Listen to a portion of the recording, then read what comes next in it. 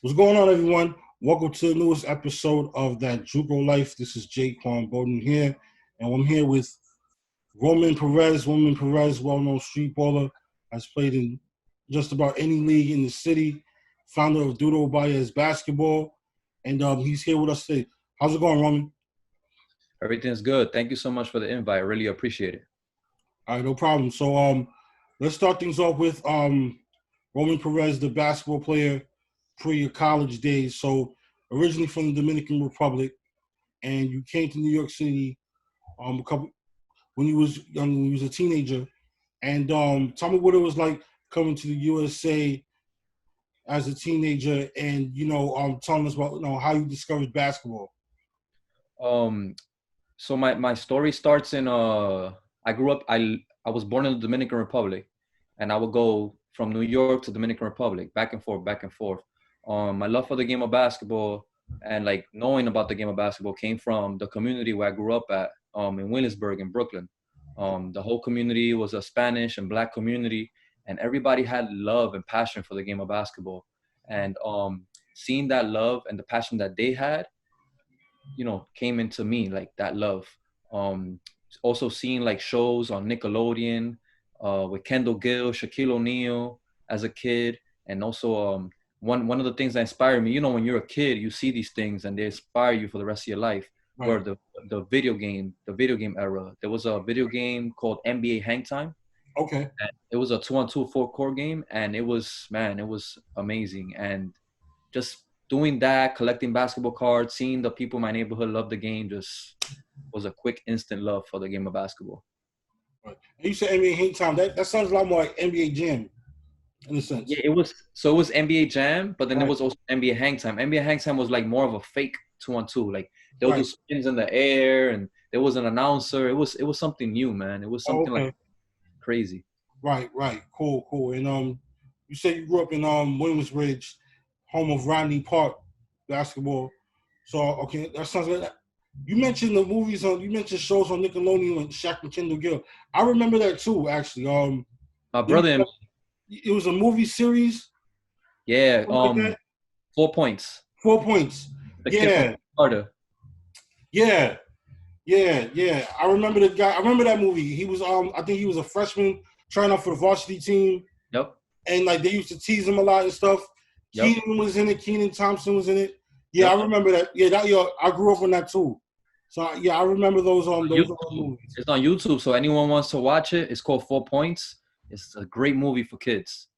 Great, definitely is a great movie, man. Definitely is a great movie. So, where did you play in high school and who went to college from there? So, growing up in Williamsburg in Brooklyn, my parents, they didn't let me go outside in the streets to like go to the parks. So every kid that was my age was a little advanced as far as skill level. Right. So from 6th grade to 12th grade, I went to PS 119 Junior High School 50 in Brooklyn, in my neighborhood in Williamsburg. And then I went to Murray Bertram High School in Manhattan. But from 6th grade all the way to 12th grade, I got cut. I never played organized basketball. Oh, interesting. Like, what were the obstacles that you faced that when you were getting cut from basketball? I mean, is an example of like I said, like remember the movie 4 Points with the kid, like he never gave up, and then eventually he made a team. The dudes were like believing in him and everything. Like I would always relate to like reading the Slam magazine and the ESPNs and the Sports Illustrated, reading the NBA player story. My goal was never to make it to the NBA. My goal was to be the best player in my neighborhood in Williamsburg, Right. because growing up as a kid, I was always that kid that got bullied and got like always teased on because they saw how much I love basketball. But Right. because I couldn't practice because the neighborhood was so dangerous with gangs and the street life, Right. unfortunately I didn't get to work on my skills until I was like 16 years old. So imagine a 15, 16-year-old player just coming on the court shooting like 3-point shots, like if it was a hook shot, because I was scared of the contact, and it was something new to me, man. But the motivation of always being looked at like I was not nothing, a nobody, pushed me to tell myself that what, one day I'm gonna prove myself, and when that time comes, you know what I mean, I'm gonna definitely feel good about that. Right. So despite playing, despite not playing any organized basketball, you did end up playing college ball. So tell me, how did that come about? How did you end up, getting on a college roster when you was done with high school? Like, how did that happen? So my senior year high school, the bullying got worse my senior year in my neighborhood. And a quick thing about my senior year was that the summer before I had made my own 2-on-2 league in the Dominican Republic with a community basically in the woods, in the forest. Okay. And I brought my own shirts. I sold everybody's last name, make it look like an official league. That court is still there today. My dad helped me, rest in peace to my dad. We built the cement, we cut the trees, and we just made our own 2-on-2 league, me and my brother. And we was playing out there and just playing against the dudes from the community. They weren't skilled, but they were grown men. So, being a 15, 16-year-old playing against grown men, somehow eventually you just get better, you get stronger. So I used that platform to get myself better. That summer after high school, I was a Kevin Garnett fan. Kevin Garnett is my favorite player. And I became part of his fan club for like 3-4 years since the age of 14. And every year it was just receiving like basketball cards and, things that they would send a fan. And it got to the point where I was about to quit basketball and in my life in 2001. And I wrote a letter to Kevin Garnett. At that time, Malik Sealy had passed away, I believe, a year before, Right. his teammate, and on the day his birthday. And Kevin Garnett, even though he doesn't know me or he didn't know me, I related to him because he was an underdog. He was 19 years old. He came into the NBA. Everybody thought he was a little kid, and he proved himself, dunking on people and always with the attitude. And I felt like I needed that same attitude in order to be respected in my neighborhood. And that's why still to today I'm a Kevin Garnett fan.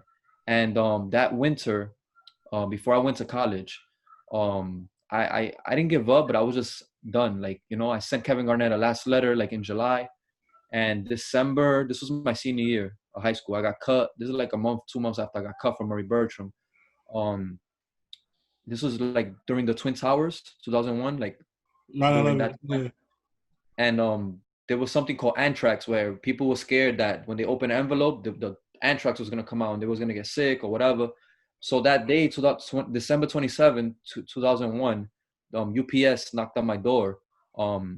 I was known as the kid that always bought. I don't know if you remember the Slam magazine in the back. They always had like books and videos to get better. Yeah. So my pops always went broke buying me the jumping program, all those things to like improve my game. I had a lot of catching up to do. So I didn't have nobody to guide me. So buying those things to get better were keys to like improve my game on my own.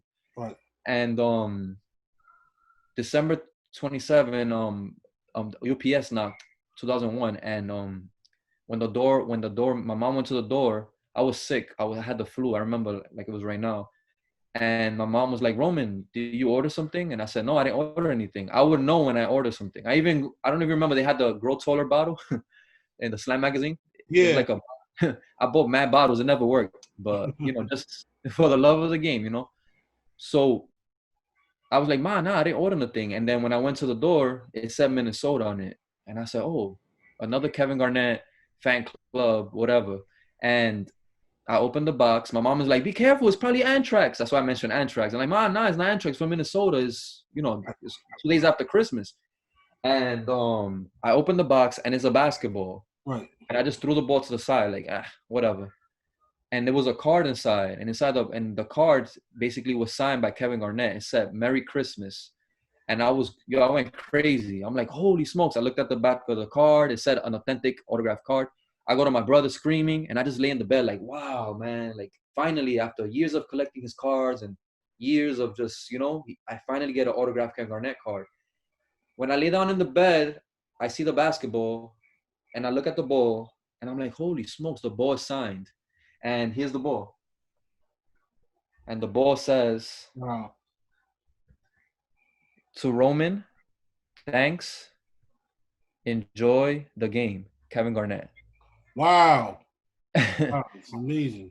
So then after that, I said, I read it like 1,000 times that week. what Kevin Garnett means by enjoy the game. What he meant was love the game.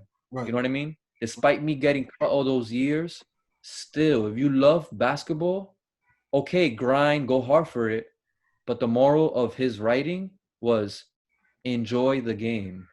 So after that, I said, you know what? If I get cut, if whatever I go through, I'm gonna keep trying and I'm gonna enjoy and love the game of basketball. And then I went back to Dominican Republic after my senior year. I went out there and trained mad hard, and I ended up doing a crazy move. You know, in my neighborhood, I was like, you know what? I'm not gonna be successful in my neighborhood. Every time I walked out of my building, I was looking left and right to see if I see the big bullies, because it got bad. Like, yo, oh, you're a Kevin Garnett fan. Oh, you suck. You're never gonna make it. They saw I was trying to, you know, do something with it, and I was the late bloomer. So and I say myself, I was a scrub. Imagine starting to play basketball at the age of 16, where you catch the ball and it's like, you know what I mean? That was me. You know what I mean? But I loved the game so much. And then my cousin, she was a guidance counselor in Utah Valley State College in Utah. Right. So she reached out to me and she said, hey, you want to come to school out here? And I was right away, I was like, yo, I got to get out of New York. Like, I can't focus, you know, the bullies and getting cut, all these distractions, my own family saying like, you're wasting your time. And I went to Utah. I trained hard. Over there's a different type of altitude. I did my research. That school was a junior college. Junior college, Utah Valley State College, 2003, and before that, it was a JUCO, two years junior college, Division I JUCO. Right. So in my mind, I said, man, this is a junior college. This is going to be easy for me to make. You know, not knowing, you know, that junior college is tough. It's not easy. Right. You know, you got guys with bad grades and guys that couldn't go D1 because of whatever happened in their life. Now they go the JUCO route, and then they go to D1 or D2, most likely D3, whatever. So in my mind, I'm like, yo, this is junior college. I looked at the roster, and I'm like, yo, this team, they look like straight, sorry to say the word, they look like straight bums. You know what I mean? I think I could make this team. I was 17 years old. You know, I got a high score on my SAT, which helped me get into the school, the university. I got there August 17, 2002. And the school it was the first school, one of the fewest school in NCAA history that jumped from junior college to a 4-year Division I program. Interesting. So it went from junior college to a D1 independent against BYU, Idaho, all those West Coast. And here I am already in Utah in a Division I 4-year school. Right. When a month before it was a junior college. Right. And I tried out for the team. I made the first round, made the first, you know, I remember I was in Dominican Republic for 3 months training hard, mountains, dribbling drills, weightlifting, shooting. Like, it wasn't a vacation for me. It was constant, like 6-7 hours in the heat. So I felt like I was ready when I got to Utah. That final round of the tryouts, I got cut. But it's something that I faced my whole life, basically, from 6th grade all the way to that point. And I said, you know what? I'm not going to stress out. I was kind of upset. You know, there was some guys that made the walk-on team that I felt like I could have made the team over. But being from New York, all the guys from the basketball team respected me, and they always saw me in the gym. So eventually, when their season was over, I was with them in their trainings, practices, and Ronnie Price played in the NBA for 13 years, was one of the guys on that team that year. Okay. And, man, let me tell you, I seen him 7 a.m. weight room, 8 a.m. he was outside in the campus running, 10 a.m. free throws, and he'll go to class and go to team practice. Then at the Ghost Gym in the night, one time I was driving in and I saw him again and just working out. This dude was like 7-8 hours working on his game, and that led him to make it to the NBA. You know, Ronnie Price was one of those figures that inspired me as far as to how bad do you want it to make it. Unfortunately, you know, being a gym rat, this is a testimony I always give to my youth, to focus on your schoolwork, because if you only think about basketball at the long run, you know, it could lead to something. It might prolong the process. You know, the process might take longer. In my case, it helped me out because my skill level was so low. After the year in Utah, my GPA was a 1.3. It was real bad. You know, I was always in the basketball court, 8-9 hours, just working on my game. You know, on the West Coast, in the East Coast, New York City, everybody got handles. Bah, bah, bah, bah. But in Utah, on the West Coast, everybody got a jump shot. So here I am with no handles, no jump shot. I had none of it. So I just focused on my jump shot, my mid-range shot. When I came back to New York that summer 2003, I got introduced to Coach Wilder from United Pride AAU team in Brooklyn, and I had a choice to go back to Utah, but I felt like I was already good in New York City as far as like respect-wise, because remember, imagine training for 9 months, 10 months straight in the mountains in Utah with guys that played in the NBA and just that level. Right. I came back better, and everybody in my community was like, "Yo, what happened? What camp you went to?" And I'm like, "Nah, I went to school in Utah." Oh, yo, the respect started to get better. Right.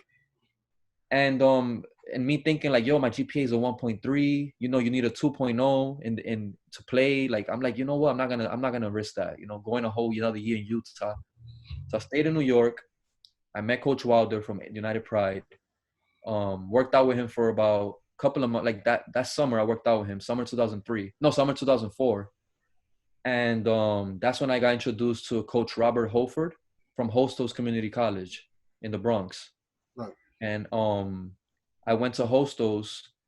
Everything was straight. I did the whole preseason with them.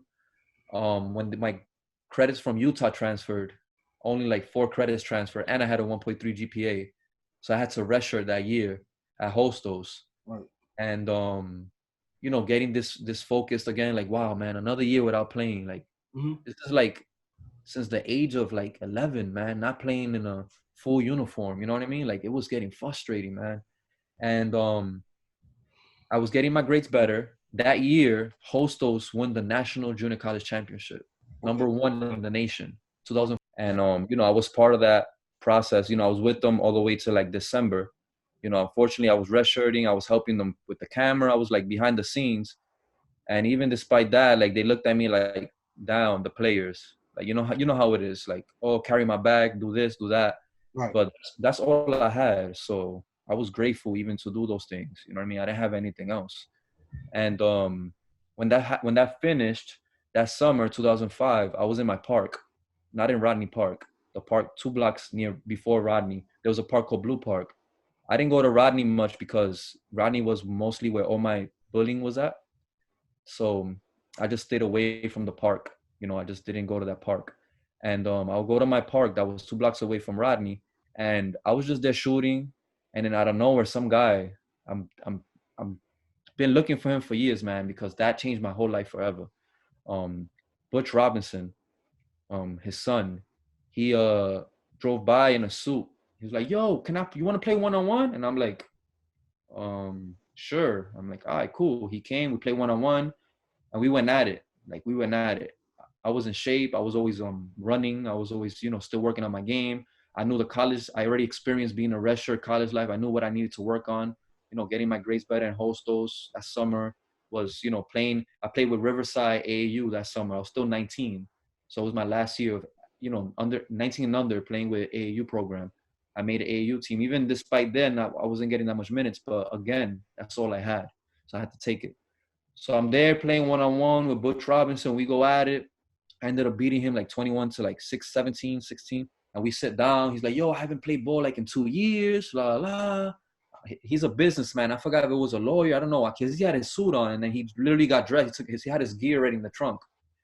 "You haven't played ball like this in a minute. La la." And then he was like, "Yo, you know Coach Tippy?" And I was like, "Nah, I heard of him." Yeah, I'm like, "Yo, I heard of him, but I don't really know who he is." Like, "Yo, I'm going to give you his number.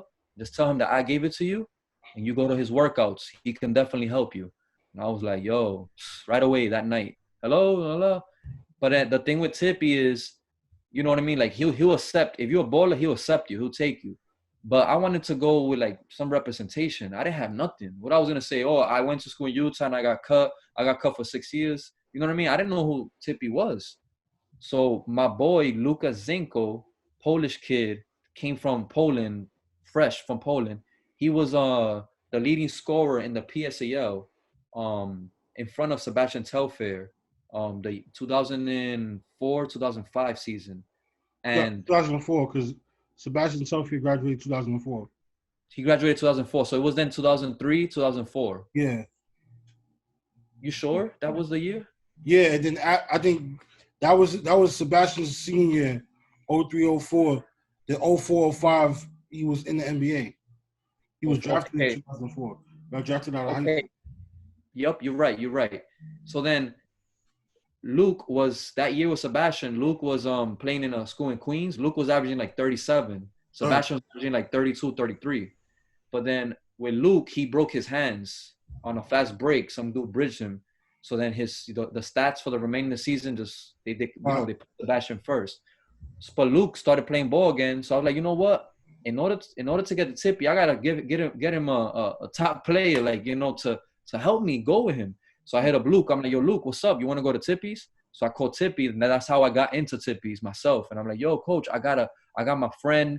I know him for like 3 years now from Poland, Lucas Zinko. He was a leading scorer. I guess Tippy looked him up. He was in the YMCA in his office. I heard him typing in the background. Yeah. And he like, yeah, both of you guys can come to my workout. Cool. That day we went to the workout. Luke wasn't feeling good. He had a headache, but I went in. The first 3 months with Tippy, he was always putting me in the high school side. Mind you, I'm already like 19, about to be 20. And I was with the high school 15, 16-year-old kids because my skill level wasn't up there, And working out with Tippy on my game, I was like, yo, this is amazing. There was pros, college guys, top high school guys, Quincy Doobie. Like, yo, it was amazing, man, like the level. And I just became devoted to Tippy's practice Monday through Friday. I would take from Williamsburg all the way to Hoopland and all the way down Avenue, down over there, Kings Highway, bro, mad far, like an hour and a half bus ride on the way and back. And it was just a different experience, different world for me. And during that process, there was a lot of junior college coaches that were coming up to me to like recruit me to California, Tennessee, different states. Because mind you, I was with Tippy for like a whole year, like just going to school to Hostos, getting my grades up, and with Tippy. And Tippy was like, "Yo, don't go to Hostos. I think you can play in a better school. Like Dan Hostos is a Division III junior college. And since you went to school in Utah and you went to Hostos, you haven't played. You still have 4 years left. You know what I mean?" So I said, "You know what? I'm following you. I'm following you, coach." So then I went to his junior college exposure camps, and I was performing great, man. A lot of cards from junior college coaches from around the states, and it was unreal to me for people to recognize me the way I was recognized from those junior college coaches. Unfortunately, because I already went to two 4-year school and now Hostos, it was hard for me to transfer. The only way was transferring and then sitting out a whole another year to get those I believe it was 20 college credits to play junior college. Right. And it was something where I was like, you know what? I don't think I'm going to be able to do that. Let me just stick around and host those and then, see what happens from there. And even Jamal Tinsley's junior college in California, they recruited me. Right. And the head coach literally came like, yo, I heard because my jump shot was getting better and my point guard skills was getting better. This was all quick stuff. Mind you, I was in Tippies, the YMCA, my own park. I was doing like 3-4 days. Like my body was like getting home all tired in my legs, but it was at the end I knew like it was gonna pay off. I had a lot of catching up to do, man. A lot of catching up to do. And 2007, the years passed by. I was just working on my game. I said, you know what? I'm not in a rush. I was working at a sneaker store, Finish Line. I was still living with my parents.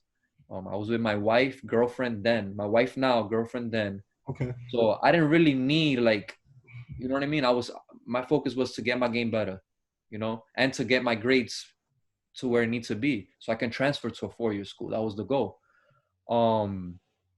After being absent of Hostos for like 2 years, I finally said, you know what? I'm already here. I got 1 more year to like get my associate's degree. I might as well play. I felt like my game got better in New York City, like Rodney Park, West Fourth, what other tournaments? Like, the smaller ones. West Fourth is big, but like the smaller ones, I was 25 points, 30 points in my local park, killing. And I felt like, you know what? Let me give Hostels a try. They won the national championship when I redshirted. Fast forward 3 years later, I'm already here. I need 1 more year, might as well. So then the head coach that was Robert Holford is now Roy Beekman, who was the assistant coach for Hostos back in 2004, 2005 season. Now he's the head coach. So I go up to his office. Hey, Roman, oh my gosh, I didn't even know you was in school. And I'm like, no, coach, I was just taking my classes and leaving, I told him, Coach Tippy's, if I had a tournament, working on my game. Oh, man, you've been kind of absent. I already recruited my team for this year, but we do have space for tryouts. We do have space for 2 players.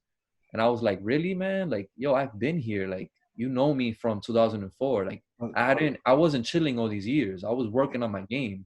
And even through that time in 2006, a year before being at Hostos again, in the office with Coach Beekman, I had said that I played for the DR23 on the national team. That was one of the biggest accomplishments I played in my life. Right. My first actual real team that I played for that's organized was that team in 2006. It was like a trial with like 250 Dominican natives here in New York, and they only 12 got picked, and I was one of those 12. Right. I don't feel like I was the most skilled on that team, and even from the guys that were trying out. But during that time, my grandmother was sick, and she passed away in 2006. So every time I would visit the hospital, I would go to those tryouts, and I just had fire in me. And my pops would go, and it was like fire. So I made that team. And 2007, mind you, I just came from a summer, like I said, where I was killing in the summer, and I even made the Madison Square Garden team, the N1 team, to play against the Hot Sauce and those guys in Madison Square Garden. Okay. So I had a great summer, and then now he's telling me I got to try out, where you had a guy like Tippy say, yo, he's been with me for like 2 to 3 years, et cetera, et cetera. But I understood. I get it. Out of nowhere, Roman comes to the picture. I get it. It's cool. I mean, again, I'm just there keeping my humbleness. Listen, and I said it straight up. I said, listen, even if I'm the 15th man on the bench, I'll take it. So I had to go through the whole preseason, all the running with the team. I tried out. I made the team. And I was the 15th man of the bench that year. There was many times that I had the chance to play. There was times that we were beating teams by 30 points. BMCC, Bronx Community College by 30, 40 points. And even so, I still didn't get playing time. I don't know why. I mean, there was one time against BMCC, I'm dying looking for that footage. There was like 2 minutes left in the game. We was up by like 50. And at Hostos Community College. And I scored 8 points in those small minutes.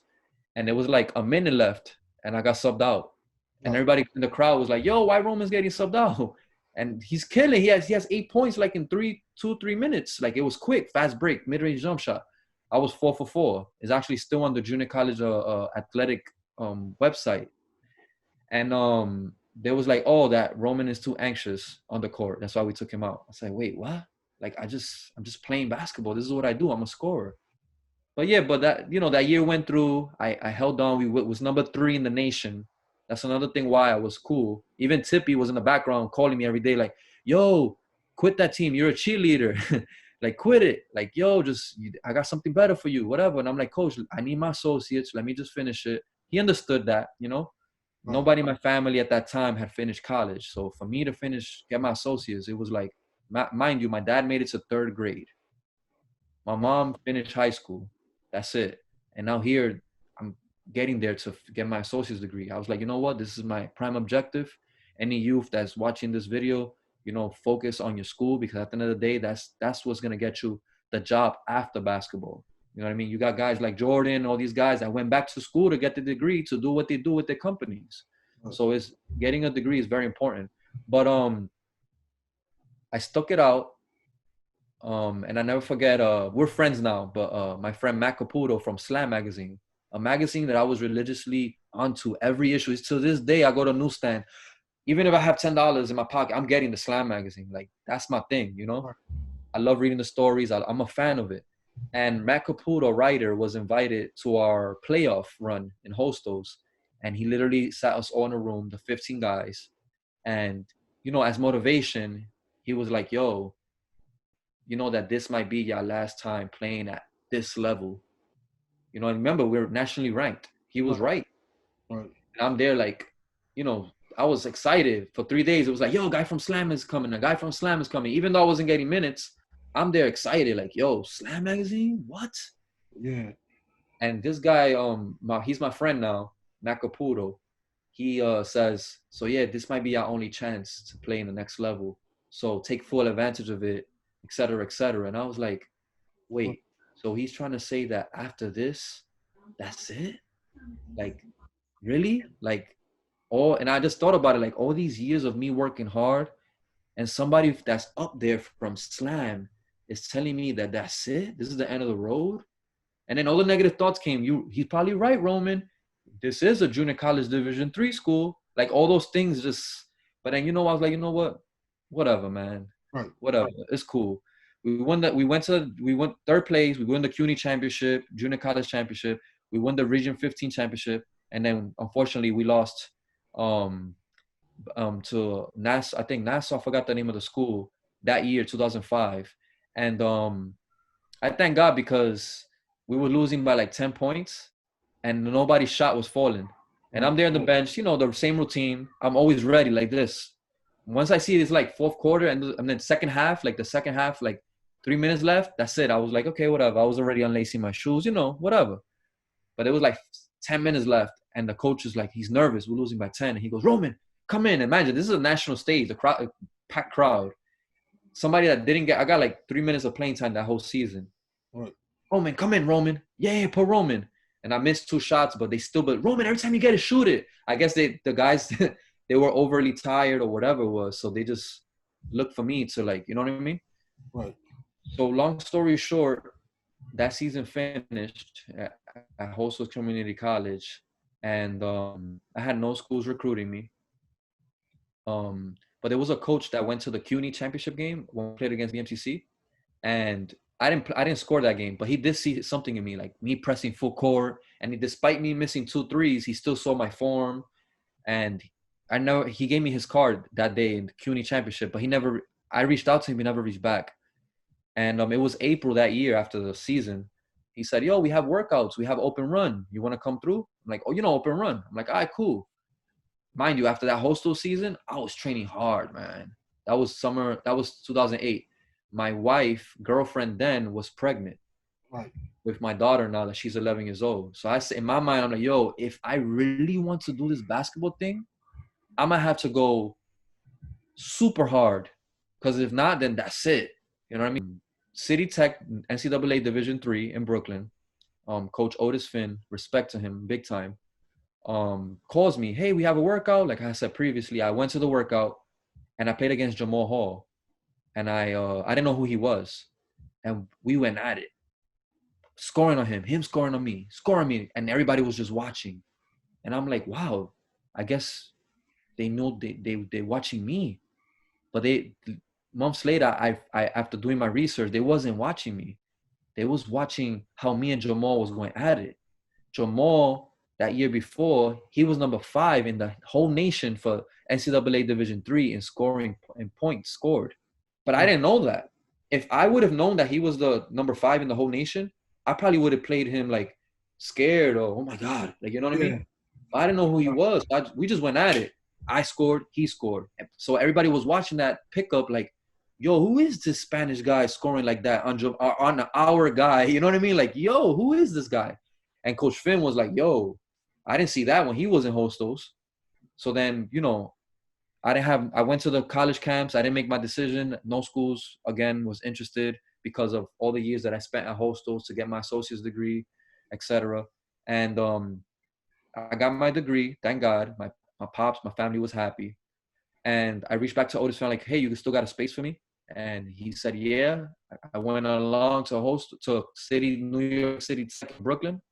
And let me tell you, the season started off me being on the bench like Hostos. I was already used to it. I'm like, you know what? All my life, I already dealt with this. Whatever. This is how my college career is going to be. I'm grateful that I have a uniform on because from where I came from, I always wanted a uniform. And we were losing. We were like 1-6. And it was a game against Mega Evers College, to make the story short.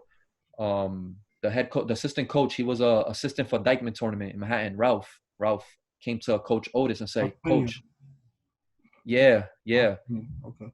He comes up to Coach Otis Finn and says, Coach, you got a guy like Roman. And I was on the bench and I wasn't here. I was hearing a little bit, but after the game, Ralph told me, you got a guy like Roman that lives in the City Tech court. It was a home game, 3-4 hours shooting in this court. He knows the rims. Give him a chance. Put him in. Right. We were down by like 15. And mind you, the games before that, I was averaging like 5 minutes a game. Yo, I went in. Yo, Coach Otis, Roman, come in. I go in. I hit like 4 threes, man. Three, I think it was 3. And we won the game by 3 points. After that, I got into the starting rotation. And it was me, Jamal Hall, Ryan, a.k.a. Hollywood, Gabriel Davis, whose brother got picked up by the San Antonio Spurs, Josh Davis. He was with me at Hostos too. He was on the bench with me. He was the 14th man. I was the 15th man. We both went to City Tech together. Right. And we just started getting playing time like crazy. And then my biggest outbreak was when we played Ramapo College. They were ranked number 5 that year in the nation, like in the whole Division III. And they came to Brooklyn. You have Brooklyn 12 News. And I wasn't on the scouting report. I was averaging my 10, 12, 12 points, but I wasn't on the scouting report. The scouting report was Ryan Phillip, a.k.a. Hollywood, and Jamal Hall. And I had 27 points that game. I shot 75% from the field. Wow. I couldn't miss. It was like the rim was like a big KFC bucket, and I was just grabbing the chicken, whatever it was. Like it was amazing. My pops, rest in peace to my dad. He was at that game, and there was one shot I took, and he literally threw himself on the court. We almost got a tech for that because they knew he was my dad. Right. But of excitement, and seeing my dad, seeing his son play college basketball, was something big for me because he took the L's with me as far as people talking bad about me, and he was one of the few that always defended me. Like, yo, don't talk bad about my son. He's gonna make it. And seeing him at every home game at City Tech, I knew I had something to prove, not only to the people but to my dad. Like, yo, dad, I got you. But yeah, I mean that was my college career, and then from there doors just started opening for me. So you played 2 years at City Tech, if I'm not correct, right? 1 year at Hostos and Right. 1 year at City Tech. Okay. But mind you, bro, since this is a junior college talk, Yeah. my the best experience in college was not the 27 points. Right. My best experience was when the Hostos leading scorer, which was my boy, he's my brother, Nick Hamilton Lopez, because this is all basketball talk. Whatever's on the court stays on the court. Whatever's off the court, that's it, Right. So in this time, I never talk, I don't like talking bad about nobody. It's just actual facts, you know what I mean? So the year before, Nick was averaging like 24 points a game. Right. MVP, CUNY MVP, all the awards, everything. And mind you, we're the same position. So there was no way I was going to play in Hostos over him or take his minutes. He was playing like 35 minutes a game. So Nick went to a Division II school after Hostos. I went to New York City Tech with my friend Gabe Davis. We was at Hostos too. And Nick, somehow, he didn't like the Division II school, so he transferred to York College, the same division as City Tech and CUNY. Right. And the assistant coach who was at Hostos, who was a player as well, Ryan Exum, also transferred to York College. So here you have the assistant coach from the year before when I was in Hostos, and you have the leading scorer, the main top dog, going to York College, both of them. Ryan at the point guard position and Nick at the shooting guard position. Right. So my biggest game was in January when it was City Tech, us, versus York College. Right. So here I had my chance to show them who Roman Perez really is. And you had all the coaches from Hostos come see that game. Right. Because a month before, I had 27 against Ramapo.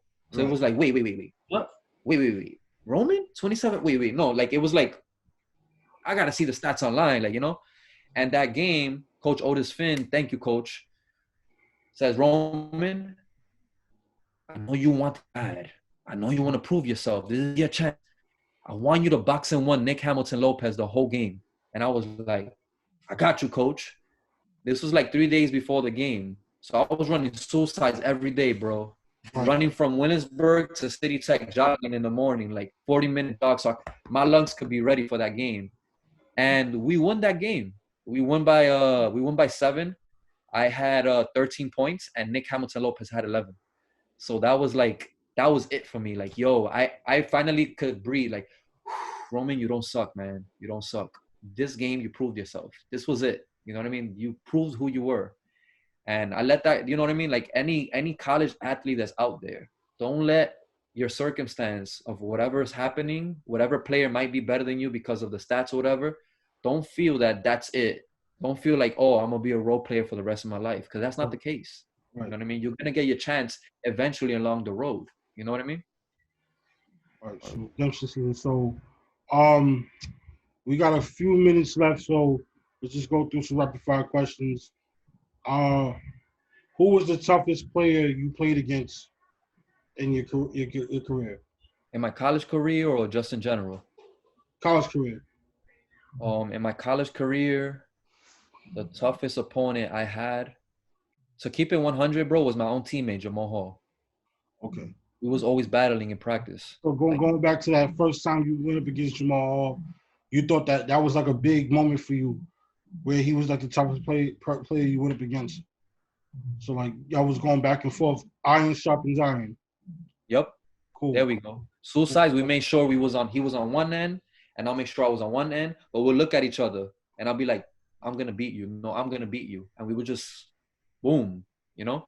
Right. All right. Cool. So, uh, what is some advice that you have for the youth out there, who is looking to play basketball at the next level from high school to college? Like, what is some advice you have for them? I mean, work hard on your game. Believe in yourself. Don't let anyone tell you you can't. Mm-hmm. You guys got to remember that there's thousands of schools in the United States, thousands of schools. So if you get cut from one school, if you feel like there's no future in that school, you know what? Do your research, contact the coach, let him know that you want to attend the workouts, work on your game, watch college basketball, see, because this college basketball is different from NBA or street ball or any of that type where Right. you're dribbling the ball. In college, you're playing defense, 2-2-1, you're playing 3-2, 2-1-2 zone. Mm-hmm. It's a different ball game. So my advice is just to study the game. You know, sometimes as a young athlete, all we want to do is go out and play, go out and work out. No, study the game first, see what you got to work on, and then just add it to yourself. That's it. Um, got about 6 minutes left. Tell me about Dudo Baez. How do you come about it? Like, let's just finish off the interview. Tell me how you came up with Dudo Baez. Sounds good. So right quick, after my college career, I ended up playing in my country, Dominican Republic. Went through a lot of struggles as far as my first couple of years overseas. Again, the pro level is not making the jump from high school, college, pro is not easy. But despite my struggles, my father, Dudo Baez, believed in me, and he never gave up on believing in me. He saw the respect that I got when it came to like playing in Rodney Park in my community tournament, where I was crazy, like 30, 40 points. And then after the game, they'll come up to him like, yo, your son. So he just pushed me, despite the family talking and all that during that time. When my newborn, he knew I had a new baby. My girlfriend, my wife now, then he knew I had all those things in my life. So, and he saw the love I had for basketball all my life. So he was like, you know what? I got your back no matter what. If I gotta, like, he went broke for me and my brother. My brother does music, like whatever I needed. We grew up very poor. We didn't have it growing up. I'm not saying I have it now. We all go through our struggles, but my dad played a big part in my life, and I just thank him. And when he passed away in 2014, after playing and still currently playing basketball professionally, I played so far in 10 countries overseas and here in the United States and every street ball tournament, minor professional league, ABA, whatever. Um, he never gave up on me and my dreams. So I had a vision of following his view of how he viewed me for people.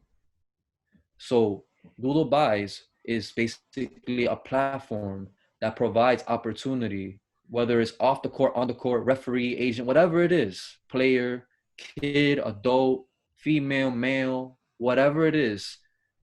Dudo Baez is a platform to build and to give opportunity to those that don't have it. So yeah, Dudo Baez we've been for 5 years now. And from helping kids in the poverty country like Dominican Republic, every time I go overseas, I make sure I bring them, whether it's wristbands, sneakers, gear, Bibles, whatever it is, to help these kids out.